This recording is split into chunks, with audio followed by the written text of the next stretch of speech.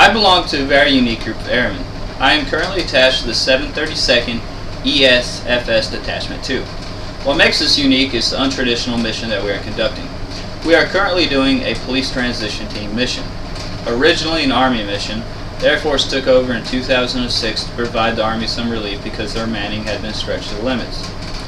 Today I'm going to explain the importance of the police transition team and divulge the ways that we are helping the Iraqi police. Before I do anything, I must explain what a PTT mission is. The main goal behind a police transition team is to restore faith and legitimacy in the Iraqi police. It is absolutely imperative that we get the Iraqi police to become self-sufficient. We are currently weaning the Iraqi police. You have to think of them as toddlers, and it's our job to get them to an adolescent stage. For the sake of Iraq, it is imperative that the Iraqi police are competent enough to uphold law and order after the U.S. Armed Forces pull out for good. If the Iraqi police fail, then we have failed as well. Now that you have a basic understanding of what a police transition team does and why it's important, I'm going to explain the ways that we are restoring faith and legitimacy through training, equipping, and building relations.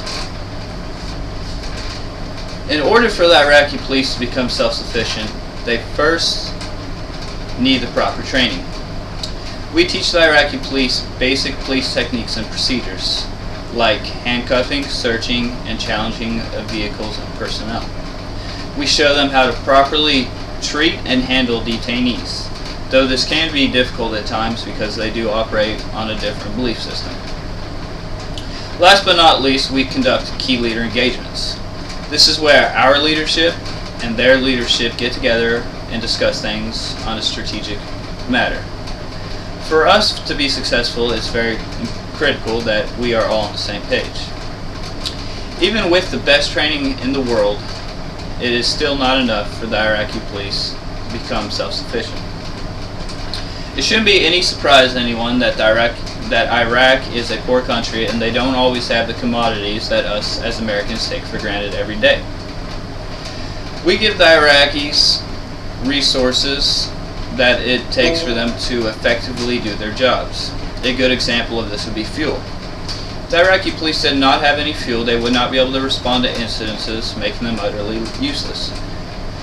We donate a variety of miscellaneous objects, pretty much whatever the IPs need to do their mission. As I said earlier, we are currently trying to wean the Iraqi police. It's become apparent that they depend on us for things too much.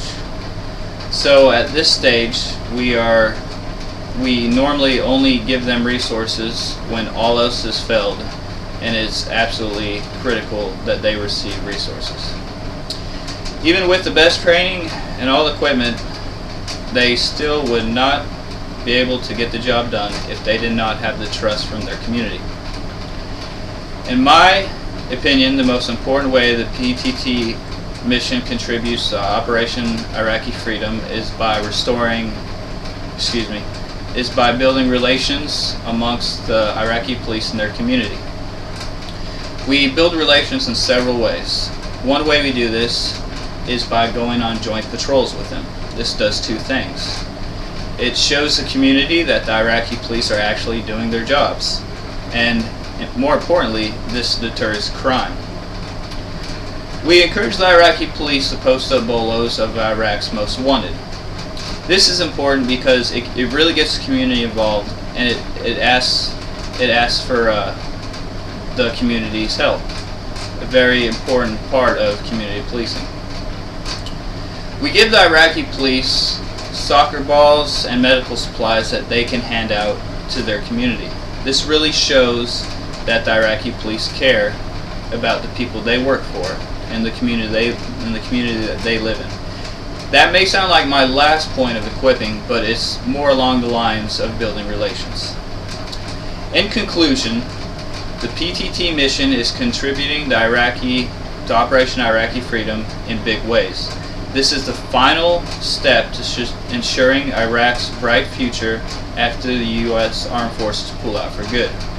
Today, I have explained the importance of the PTT mission and divulged the ways we are restoring faith and legitimacy through training, equipping, and building relations amongst the IPs and their community.